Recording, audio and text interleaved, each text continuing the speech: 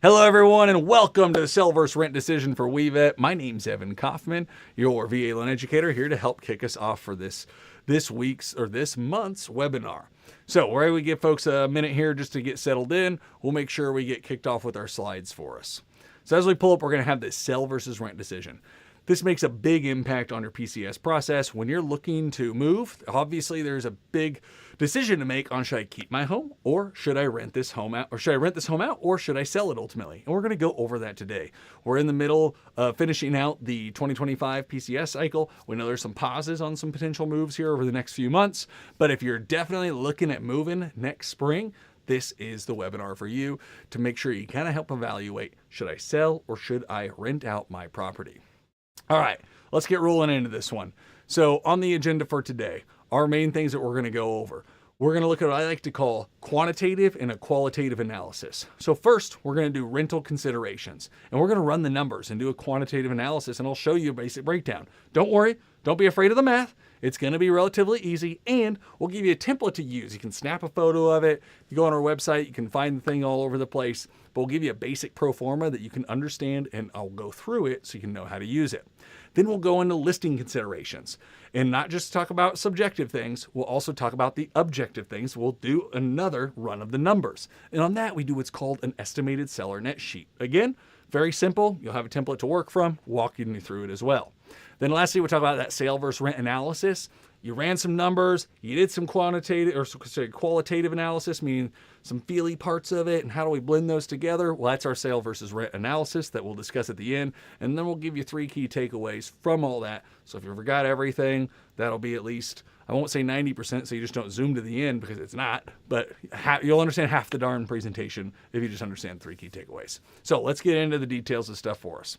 So rental considerations, let's go there right out the gate, because sometimes folks are always like, hey, I want to rent my property out, or should I be a landlord? Evan, I'm moving, I think I like the property, but I may want to rent out, I'm not sure. Well, you got to ask yourself some key questions. Number one, you got to ask yourself, if you're going to rent a property, is this home even meant to be a rental in the first place? What do I mean by that? Well, you want to think objectively, not just subjectively. So if you're looking at a property or you're looking at keeping your property, you got to ask yourself, when you bought it in the first place sometimes, do we buy it because we just liked it, or do we buy it because we knew it was meant to be a rental property in the long run? So to make sure we look at things a little more objectively and subjectively, things that you can do are gather comparable rent data from the area. You could ask an agent to help you get that. You could just look online in a lot of places, apartments.com, sometimes on Zillow, you go to the rent side, same with Realtor. There's some ways to see some rental comparisons, and you don't need to go overly detailed to a degree, but you just want to look up, okay, my house is a 3-bed, 2-bath home in this neighborhood. What are other 3-bed, 2-bath homes in this neighborhood renting for? You also want to ask yourself on the type of property, this is maybe getting a little subjective to it, hey, is my home comparable to the area a rental property, or is it more of a home? And then what I mean by that is, if the home's really nice, high-end finishes, all those kinds of things, that from the subjective end, that might be a home that doesn't necessarily make a good long-term rental.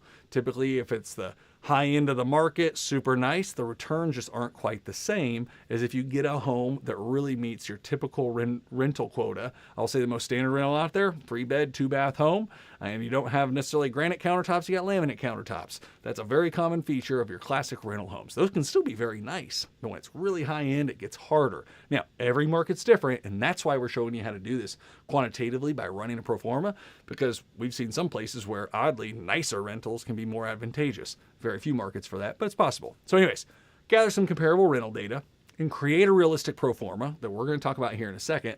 And then again, that's where I was going back to comparing your home versus if you had it as a home versus a rental. What I mean by that on this last bullet is, even if you think your home might be a good rental, look at what other homes are out there that are really meant to be rentals. And this is where sometimes real estate agents who work on buy investment properties a lot can help give you some idea to a degree, where if you're like, all right, my 3-bed, 2-bath home, it's worth let's say 300,000 and it's renting for, and I think I could rent for 1,500. But if I buy in this other area of town, I can buy a home for 200,000 that also rents for 1,500, and it's in an area it's meant it's more, just more rentals, common deal, probably better for turn, etc. They'll get people there more consistently. All right, there might be a better place to invest that money, or at your new location, maybe I want to invest it there. So you got to compare your current home with any alternatives that could also be in the area. Or maybe a more clear example could be, hey, if I keep this home and all the equity in it, is that going to be a good, true investment property? Or would it be better to maybe release that equity and go buy a duplex, triplex, quad, or an apartment complex, some other type of investment? You just want to make sure you keep that hat on. Don't just assume that what you have is always the best. That's what you got to think through.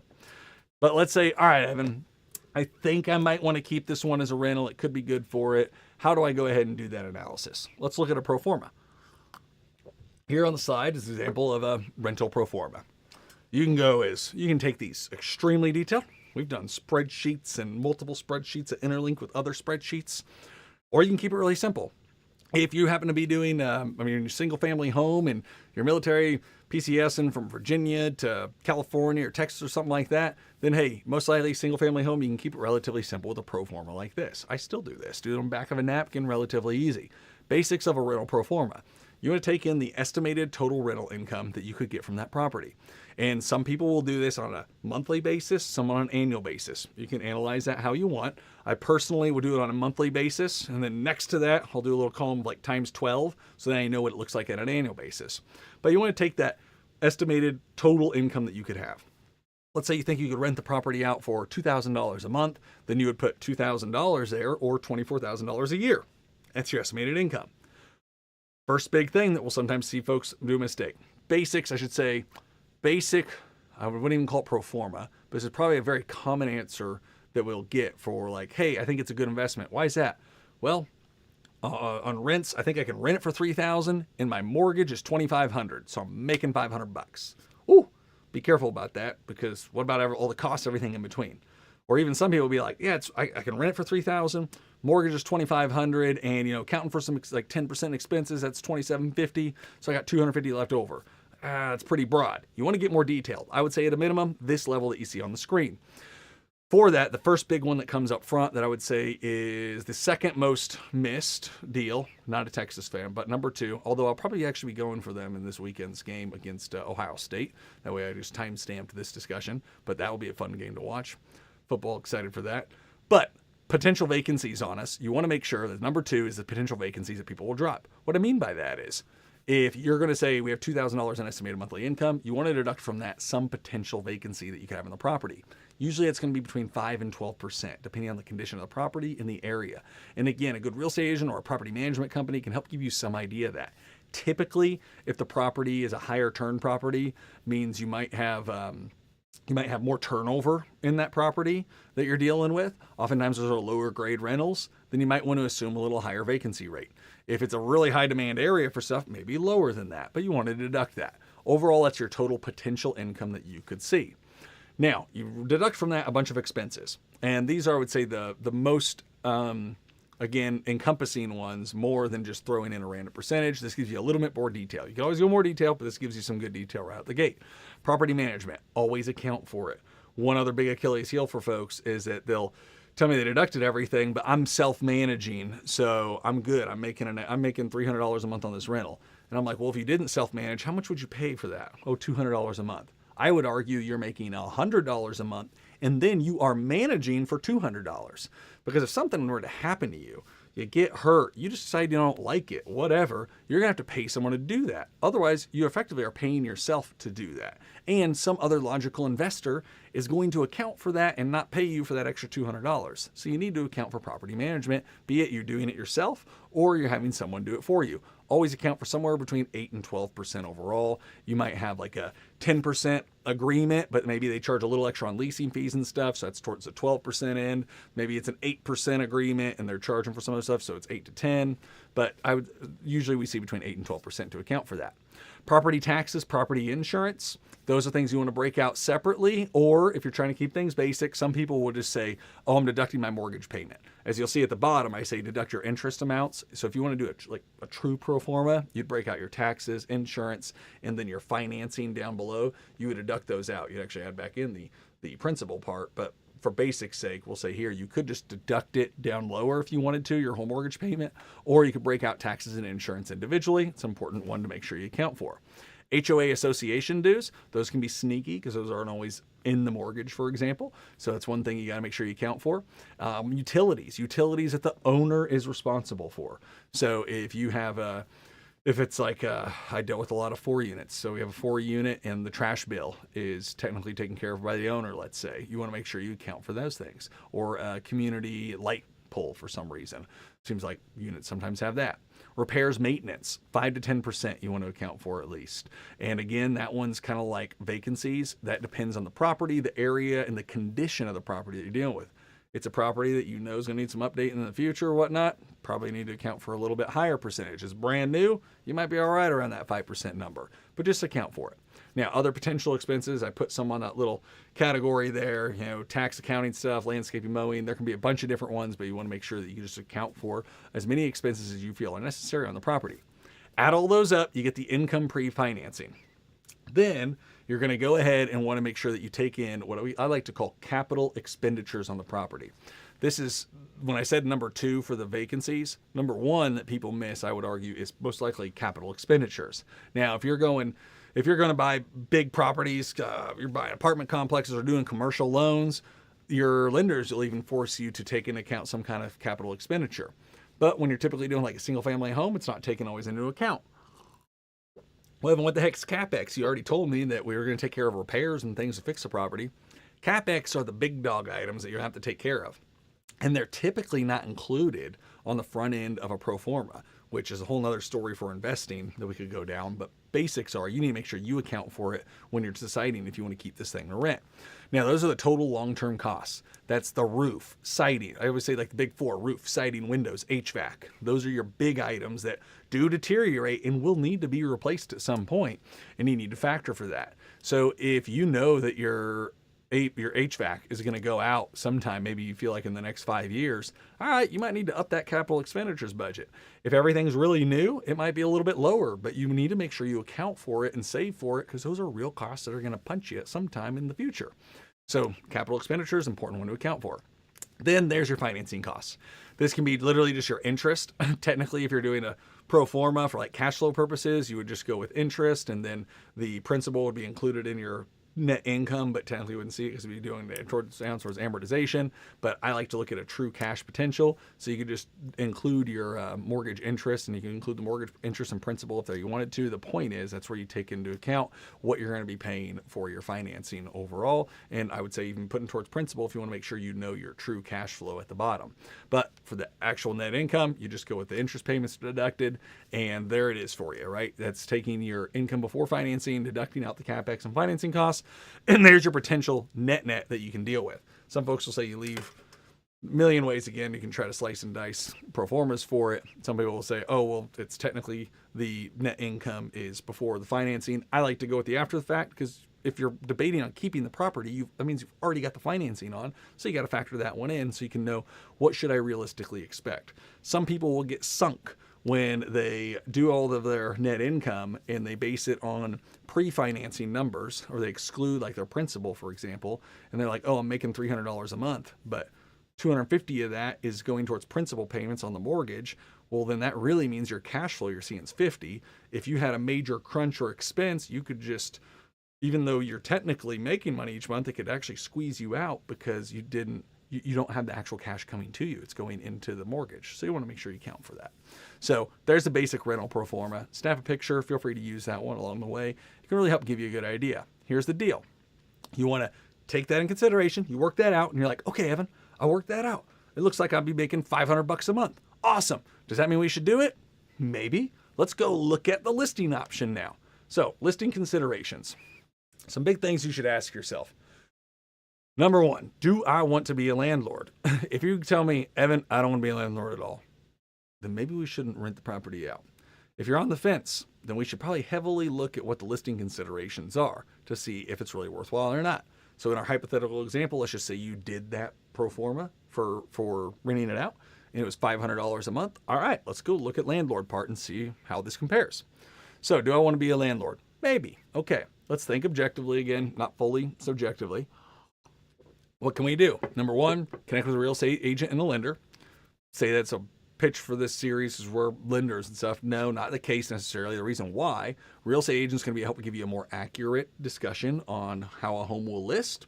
And a lender is going to help give you an idea, especially if you're using a VA loan, which is what we deal with all the time. Hey, you might want to keep this home and rent it out. But if you find out that keeping it prevents you from buying the next home, it might make your decision really easy. So it's important to have that discussion with a lender right up front for you. Or selling it, how will that help me with the next purchase? Or selling it, how will that not help me with the next purchase? You need to know. Then we want to run an estimated net sheet, which we're going to touch on here in a second. And then if you anticipate losing any money, we want to make sure that we create and compare to your rental pro forma as well. Meaning that if we just did that analysis on renting the home out and it's not making too much, and we look at the listing analysis and you're not losing too much, you might just want to cut ties early. Or it could kind of be the reverse. You're making money on the rental, but then you're losing money on the list. Well, maybe you want to rent it out if you really want to own a rental. So as I put in the comments there, sometimes a one-time loss is less painful than in the long run, which can be very true. Let's look at the seller net sheet though. Here's a very basic seller net sheet. Very similar to back when I used to be selling real estate. Now I do pretty much just mortgages. Back when I was selling in the day, for its sake, this is a very similar to a basic seller net sheet that we would go over. You have your estimated sales price, what the property might sell for. And again, this is where you could just look online at estimates, and those aren't half bad. But if you're really serious on this one, you want to get an agent. Our sister company, We've Got Realty, can connect you with a quality real estate agent that understands listings well, because listing a home is definitely different than buying a home. And the agents that work those are usually two different types of agents. So you want to make sure you get that right. But having an accurate part of how to list a home and what it might take to list it, maybe you need to put money into it or not so you can account for it. That's why it's good to have an agent do it. And that's typically, there's no cost for a listing consultation. And from back when I would do those still too, if you asked for us to come do one and you said, okay, hey, I don't want to, I want to rent for long term, not a problem at all. Like we do those all the time. So don't feel afraid at all to get a listing presentation. Again, We've Got Realty, Marty and the team over there could just get you set up to rock and roll. But point is, you want to make sure you get an idea of truly accurate, hey, what could this home list for and any upfront costs for doing that one. Then we want to start deducting potential expenses. Oh, Evan, I think we could list it and sell it for $500,000. Awesome. That's what I'm going to get. But not quite. No, not quite. We got to deduct everything from there. So there's closing costs and concessions. This could be zero, but this includes monetary concessions that could go to the buyer.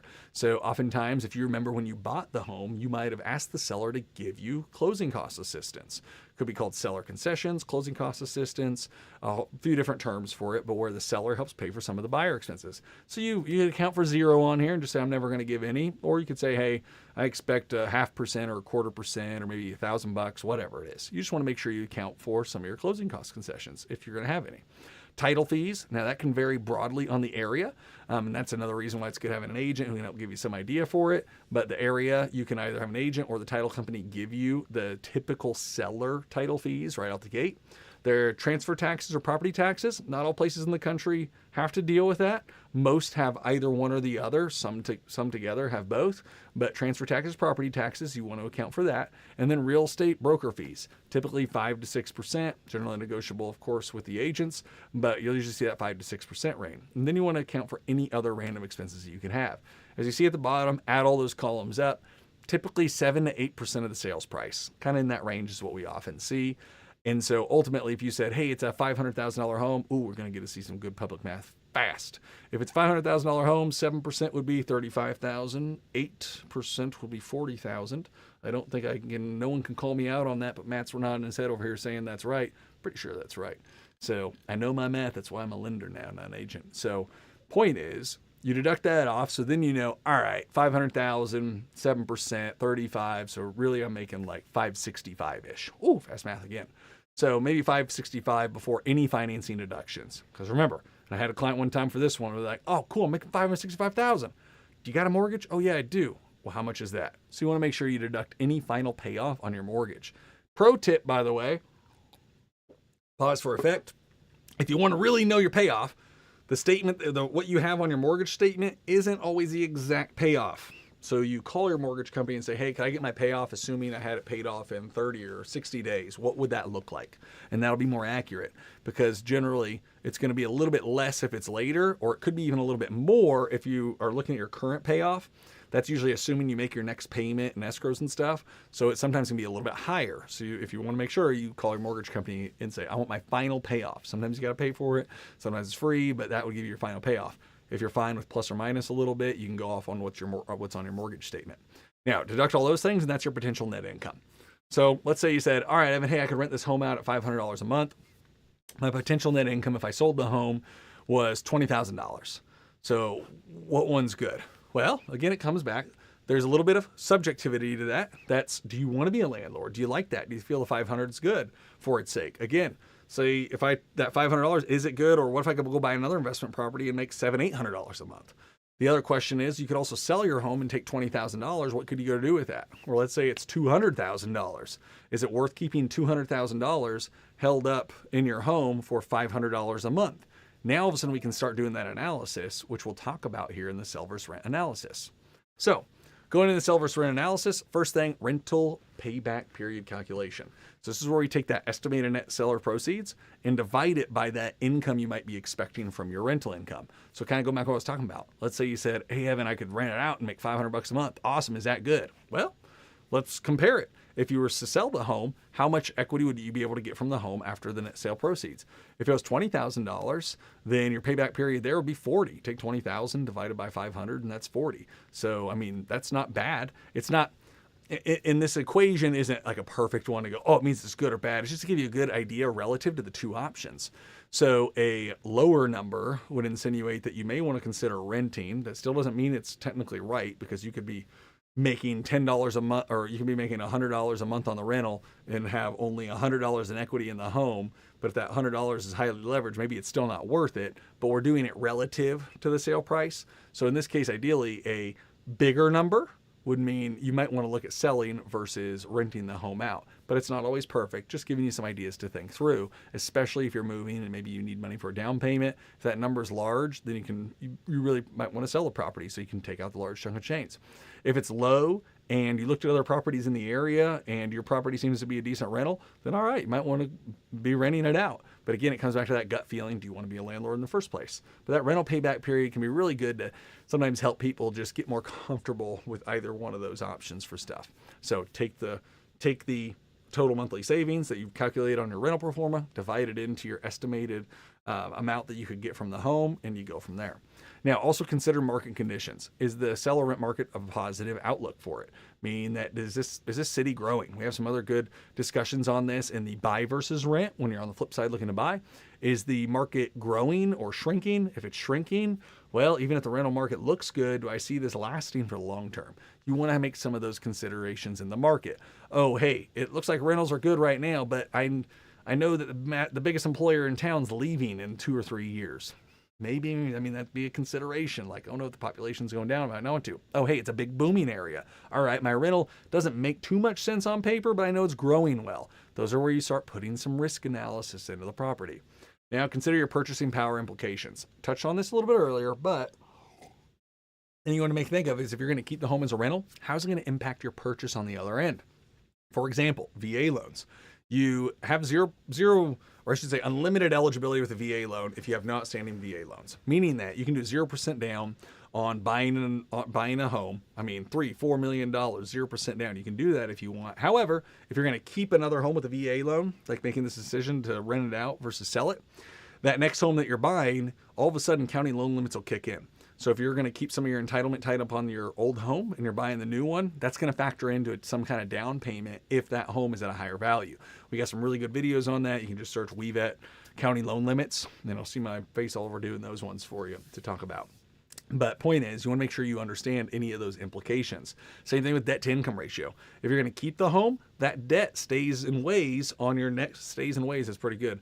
That debt stays and weighs on your next income qualification for your next purchase of the home. So that could potentially negatively impact your debt to income ratio.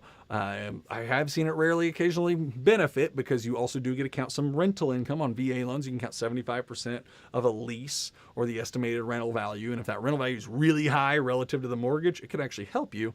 But more often than not, if you're keeping it, it's a break even or a slight negative we see. But know that it can impact your future purchasing power. So that's where, again, you want to talk with a lender to make sure we work through, hey, if I keep it versus sell it, what are those things look like? So you want to talk with us about that. All right, 3 key takeaways. Let's do it. That guy on the screen looks pretty good there. I didn't realize, dear Lord, he has some bigger muscles than I thought on there, but also like a chain, like he's in a biker gang. Never noticed that one. But then what's he holding? Like a suit jacket. Sorry, random things sometimes I notice after doing this presentation now, like 10th or 20th time. Good stuff. 3 key takeaways. Number 1, decide if you really want to be a landlord. And if your property is really meant to be a rental property. So, do I want to be a landlord? I do. Fantastic. Now we got to decide, does your property want to be rented? Is a house meant to be that? We went over some of the subjective and objective things. You want to consider that. Do you want to be a landlord? No, I don't. But man, the property is good as a rental. Well, you don't want to be a landlord, so let's not be a landlord, right? Let's skip right to the duty and the sale analysis. So make sure you decide and know that you really want to do that. And again, if you have questions on that, feel free to reach out. Number 2, run the rental pro forma and the seller net sheet to compare the two together. The rent payback period calculation that we did is a good example to kind of relatively compare the two, but you still want to make sure that, hey, this is meant to be a good rental and I want to be a landlord as well. But run those two and that can help give you some good feeling from just the objective numbers end. Number 3, consider your future purchasing power and the implications it can have on that. That one I can't stress, especially for active duty military families who are PCSing and debating to get into the rental game, which happens often, but you're moving to a whole new location across the country and there's a job change with the spouse while one's still active duty. You want to make sure you talk through, hey, how's this going to impact my future purchase? Because sometimes if you're on the fence of being a landlord or not, but you find out you can't purchase at that next location because you're keeping the old one, that can make that decision a lot easier. And vice versa, I'm dying to be a landlord. Well, let's see what that's going to cost you for the future for sake. Or as well, if you keep it for a while, how could that benefit you in the long run? Something to consider too. So those are our 3 big key takeaways. So how do we round all these out? We say, hey, how do you win a home with a VA loan? We just talked about some nuances of the VA loan, even within this, and it's not even our VA loan course. It's really just, should I sell my home or should I rent it out? Know that it's important to work with a lender who gets it. VA loans aren't difficult. They're just different. So working with a lender who understands it makes all the difference in the world. Next steps, if you have any more questions, feel free to drop them in the comments here for YouTube. You can reach out to myself. That's my phone number there on for it. I'm happy to talk to you. My assistant Spencer, someone on the team. You'll work ultimately with me for the loan itself if you would like to do a VA loan. If you need a real estate agent, going back to trying to set up the listing comparables and presentations, please, Weavet Realty does a fantastic job with that. And then overall, our 3rd pillar, Air Resources. This video, the literally I would say hundreds. I don't know if I should put an S on there. I know it's in the 100 range. Matt says, probably with all the chopped up ones, we're in the hundreds for sure. Actually, I think like YouTube shows like 300 something. Anyways, point is, we pump out material for this and killer guides, how-to guides, videos, and we actually make them. We think about them. We don't ChatGPT them or have someone else outsource them. We truly make them, our team here, which is really worthwhile. Killer BAH calculator, only mortgage calculator I've seen out there that integrates BAH with the mortgage payment itself, because our niche is so focused on active duty military. So go check out our resources. My name's Evan Kaufman again, your VA loan educator. Thank you very much for spending the time with me. Any questions? We look forward to working for you. Take care.